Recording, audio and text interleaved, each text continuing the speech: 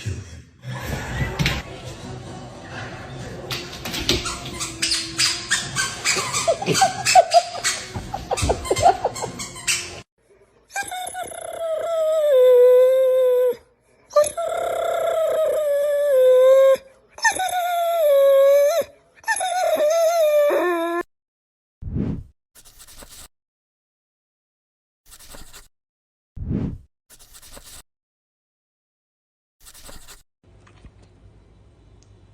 Luna?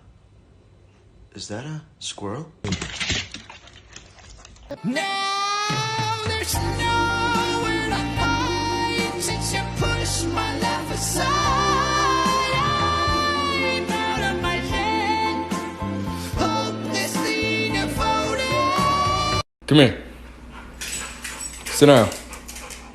Bart. Good boy. Go to cage. What'd I say? Go to your cage. Good boy. Sit down. Oh, let's lay down.